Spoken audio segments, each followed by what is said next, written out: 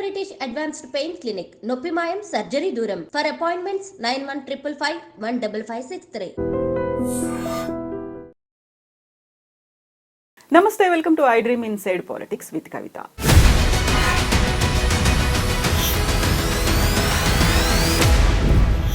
తెలంగాణ రాష్ట్రంలో 10 ఏళ్లలో తొలిసారిగా ఒక పట్టణాన్ని మహానగరంగా మార్చే ప్రయత్నం చేయబోతున్నాము. అందుకోసం వరంగల్కి 6,000 కోట్లని ఏర్పాటు చేశామని సీఎం రేవంత్ సర్కార్ అనౌన్స్ చేసింది.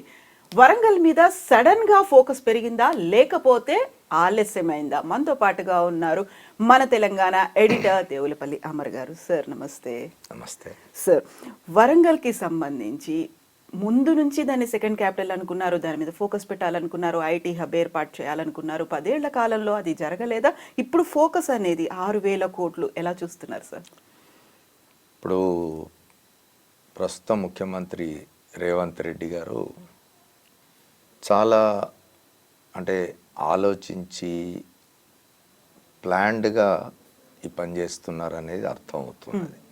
ఎందుకంటే తెలంగాణ రాష్ట్రం రాకముందు కూడా ఉమ్మడి ఆంధ్రప్రదేశ్లో కూడా చాలా సందర్భాల్లో వరంగల్ చర్చకు వచ్చింది. ఎందుకు వచ్చిందంటే ఉమ్మడి ఆంధ్రప్రదేశ్లో తెలంగాణ ఉద్యమం జరుగుతున్న కాలంలో ఒక నినాదం ఏమొచ్చిందంటే హైదరాబాద్ శాశ్వతంగా 2 రాష్ట్రాలకు రాజధానిగా ఉండాలా అనేది ఒక నినాదం.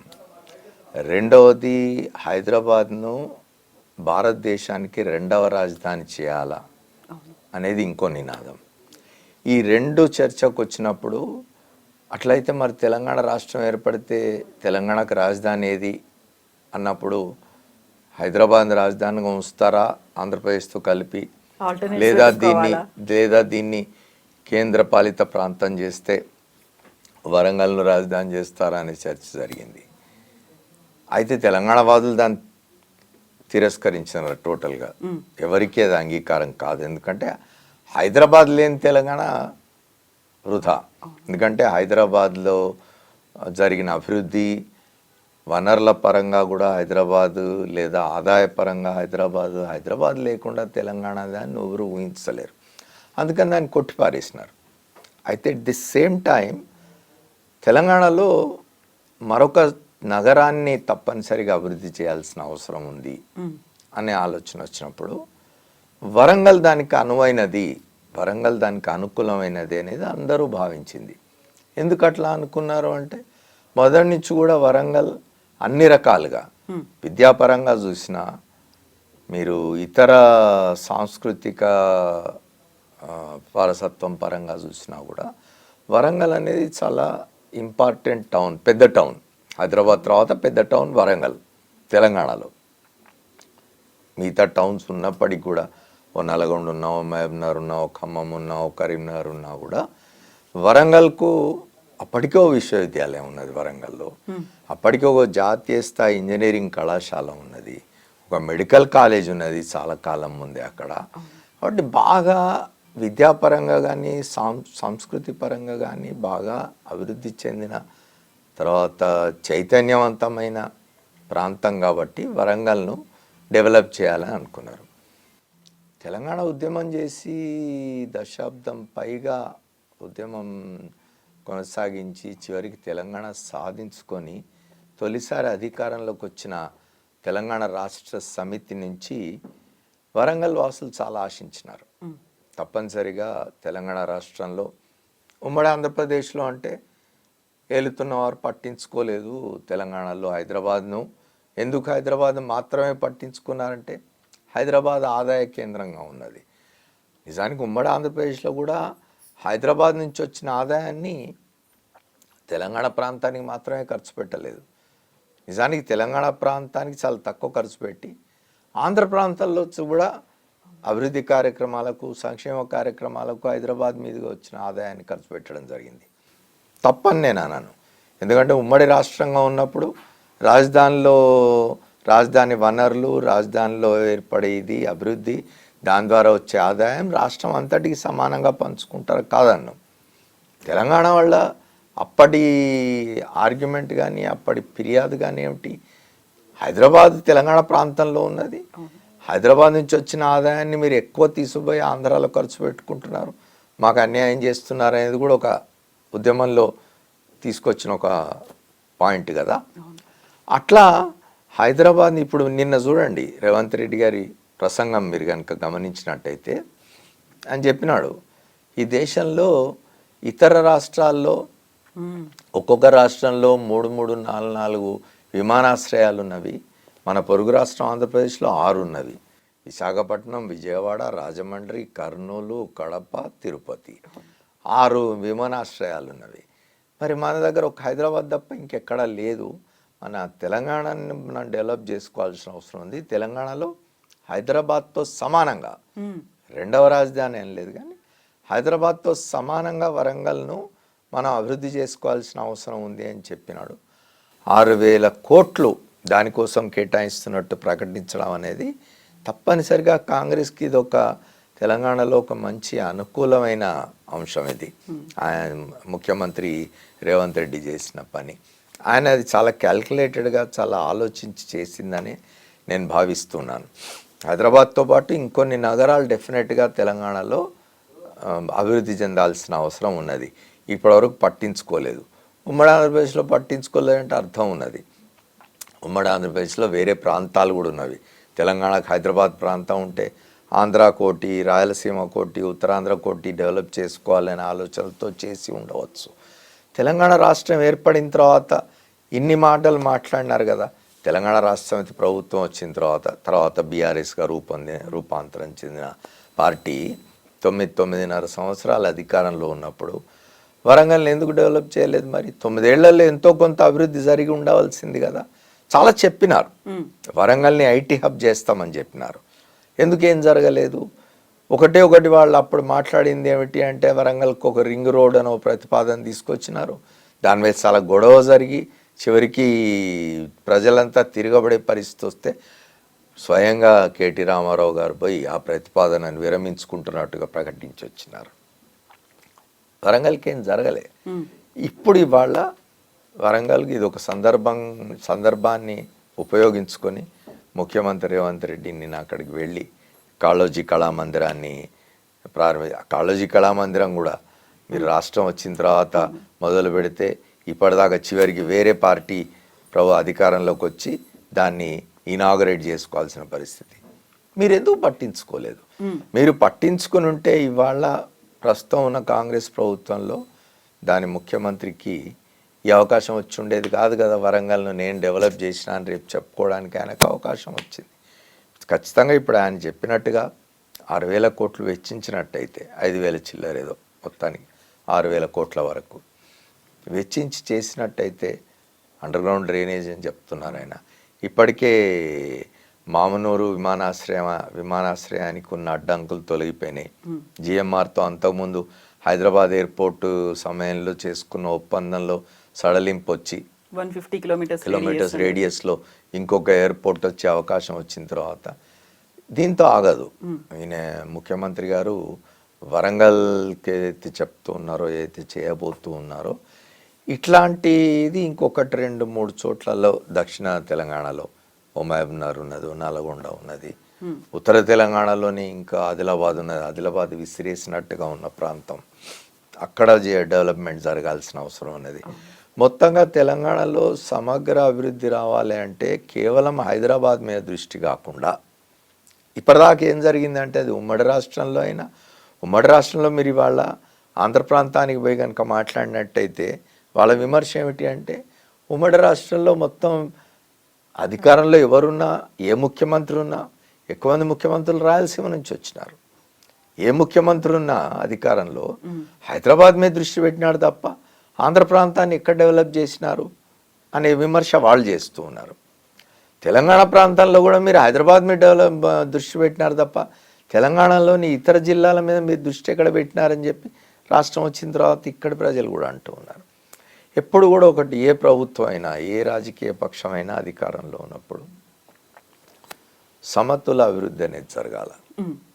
అన్ని ప్రాంతాలని సమానంగా అభివృద్ధి చేస్తేనే డిస్కంటెంట్ అనేది ఉండదు, అంటే అసంతృప్తి అనేది ఉండదు ప్రజల్లో. మీరు అన్ని ప్రాంతాలని ఒకే రకంగా అభివృద్ధి చేసే ప్రయత్నం చేయాలి. సహజంగానే హైదరాబాద్కు ఒక అడ్వాంటేజ్ ఉన్నది. హైదరాబాద్కున్న భౌగోళికంగా ఉన్న అడ్వాంటేజ్ కావచ్చు, వనరుల రీత్యా ఉన్న అడ్వాంటేజ్ కావచ్చు, అన్నిటి కారణంగా హైదరాబాద్ గ్రో అవుతున్నది, తప్పదు. హైదరాబాద్ గ్రో అవుతున్నది, అక్కడి నుంచి వచ్చే ఆదాయం తెలంగాణ రాష్ట్రం అంతటికి ఉపయోగపడుతుంది, కారణానికి లేదు. ఎట్ ది సేమ్ టైం మీరు ఇట్లాంటి నగరాల్ని ఇంకొకటి రెండు అయినా సరే డెవలప్ చేసేందుకు ప్రయత్నం చేయాల్సిన అవసరం ఉన్నది. అందులో భాగంగానే ఇవాళ రేవంత్ రెడ్డి వరంగల్ మీద దృష్టి పెట్టినారనేది స్పష్టం. తెలంగాణకు హైదరాబాద్ తర్వాత వరంగల్ అనేది చాలా ముఖ్యమైన ప్రాంతం, గుండెకాయ లాంటిది వరంగల్ తెలంగాణకి. సార్, గతంలో తెలంగాణలో 10 జిల్లాలు ఉండే, దాన్ని కాస్త 33 జిల్లాలు చేశారు. ఎందుకు అంటే పరిపాలన అనేది ప్రతి చోటికి రీచ్ అవ్వాలి, అభివృద్ధి అనేది అన్ని చోట్ల కనిపించాలని ఒక డీసెంట్రలైజ్ చేశామనేది. ప్రతి జిల్లాకు ఒక మెడికల్ కాలేజ్ పెట్టాము, ప్రతి జిల్లాకి కావాల్సినటువంటి అన్ని బిల్డింగ్స్తో పాటుగా వసతులు, మెరుగైన వసతులు, ఐటీ హబ్ ఏర్పాటుకు వీటన్నిటికీ చేశాము అనుకున్నప్పుడు వరంగల్ని కూడా 4 జిల్లాలుగా డివైడ్ చేసినప్పుడు అప్పుడు అభివృద్ధి కనిపించిందా? వరంగల్ 6 జిల్లాలుగా డివైడ్ చేశారు. ఇది చాలా ఏమంటారు, ఒక హేతుబద్ధమైన చర్య కానే కాదు. మొదటి నుంచి కూడా విమర్శ వస్తూనే ఉన్నది, అందరూ విమర్శిస్తూనే ఉన్నారు. తెలంగాణ ప్రాంతాన్ని 33 జిల్లాలు చేయాల్సిన అవసరం లేదు. తప్పనిసరిగా అడ్మినిస్ట్రేషన్ అనేది, పరిపాలన అనేది ప్రజల డోర్ స్టెప్స్కి పోవాల్సిన అవసరం ఉందనే విషయంలో మన ఎవ్వరికీ రెండో అభిప్రాయం ఉండదు. తప్పనిసరిగా పరిపాలన అనేది ప్రజల డోర్ స్టెప్స్ దగ్గర ఉండాలి, వాళ్ళకి అవసరాలన్నీ కూడా డోర్ స్టెప్స్ దగ్గర తీరే విధంగా ఉండాలి. ఇక్కడ మళ్ళీ ఆంధ్ర ప్రస్తావన వస్తే, ఆంధ్రప్రదేశ్లో గత ప్రభుత్వం చేసింది విలేజ్ వాలంటీర్ల సిస్టమ్ పెట్టింది, విలేజ్ సెక్రటేరియట్ సిస్టమ్ పెట్టింది, గ్రామాలకు అంటే ఆ పరిపాలన మొత్తం గ్రామాల్లో ఉండేట్టుగా చూసింది, రాష్ట్ర సచివాలయంతో ప్రజలకు అవసరం లేకుండా చేసింది. అట్లాంటివి ఏమని చేయాలి. ఇన్ని జిల్లాలు ఏర్పాటు చేసుకున్నంత మాత్రాన ఏదో అధికార వికేంద్రీకరణ జరుగుతుంది, పరిపాలన గ్రామ స్థాయికి పోతుంది అనుకుంటే పొరపాటు. మీరు చేసింది ఏమిటి? 10 జిల్లాలుగా ఉన్న తెలంగాణను 33 జిల్లాలు చేసినారు. 33 జిల్లాలు చేయడం వల్ల వచ్చిన అదనపు అడ్వాంటేజ్ ఏమిటి? పరిపాలనకు ఏమి లేదు. గ్రామ పంచాయతీ వ్యవస్థ ఉన్నది మీకు ఆల్రెడీ, మండల వ్యవస్థ ఉన్నది మీకు ఆల్రెడీ, జిల్లా పరిషత్ వ్యవస్థ ఉన్నది మీకు. ఇన్ని అంచెల వ్యవస్థలు ఉన్న తర్వాత మీరు మళ్ళీ జిల్లాలను 33గా చేయడం అనేది కేవలం ఏదో మాది కూడా పెద్ద రాష్ట్రం, మాకు 33 జిల్లాలనే అని చెప్పుకోవడం కోసం చేసింది తప్ప ఏం జరిగింది? వాళ్ళ ఎస్పీలు సిఐ ర్యాంకు పడిపోయినారు, కలెక్టర్లు ఎంఆర్ఓ స్థాయికి పడిపోయినారు, అంతే తప్ప అంతకంటే చేసింది ఏం లేదు. సరే, మీరు 33 చోట్ల భవనాలు కట్టినాము, ఇంటగ్రేటెడ్ కాంప్లెక్స్లు, వాటితోటి డెవలప్ అయింది అని అనుకుంటే పొరపాటు. ఇవాళ మీరు వెళ్ళండి, వైద్య వ్యవస్థ తీసుకొని ఎగ్జాంపుల్ మాట్లాడండి. మీరు ఇవాళ ఎన్ని గ్రామాల్లో యాక్టివ్గా ప్రైమరీ హెల్త్ సెంటర్స్ ఉన్నవి, ఎన్ని గ్రామాల్లో ప్రజలకు సరైన వైద్యం అందుతూ ఉన్నది, ఎన్ని గ్రామాల్లో ప్రజలు వైద్యం కోసం అని చెప్పి దూర ప్రయాణాలు చేయాల్సిన అవసరం లేకుండా ఉన్నది. మీకు కావాల్సింది రెండే, విద్య, వైద్యం. ఈ రెండు మీరు చేయండి, మిగతా ప్రజలు చేసుకుంటారు. ఇవన్నీ ఏం జరుగుతున్నాయి? ఈ 10 ఏళ్ల కాలంలో ఎంత జరిగింది, ఏం జరిగింది అనేది రివ్యూ చేసుకోవాలి. ప్రతిపక్షం కూడా రివ్యూ చేసుకొని మన వాళ్ళు ఎక్కడ పొరపాట్లు జరిగినాయి అనేది చూసుకోవాలి. జిల్లాల సంఖ్య పెంచడం మాత్రమే పరిపాలన వికేంద్రీకరణను, లేకపోతే గ్రామ స్థాయికి అది పరిపాలన పోతున్నదని అనుకోవడం పొరపాటు. నిజానికి తెలంగాణకు ఇది అన్వీల్డ్గా తయారైంది. తెలంగాణకు ఇన్ని జిల్లాలు అవసరం లేదు. సో మనకు ఎన్ని పార్లమెంట్ నియోజకవర్గాలున్నాయో అన్నిటికీ పరిమితం చేస్తే 17 ఉన్నాయి మన దగ్గర. 17 నియోజకవర్గాలకు పరిమితం చేసిన, జిల్లాలకు పరిమితం చేసినట్టయితే బాగుండేది. ఇంకెక్కడన్నా అవసరమైతే 1-2 చేసుకుంటే పర్లేదు, కానీ 33 అవసరం లేదు.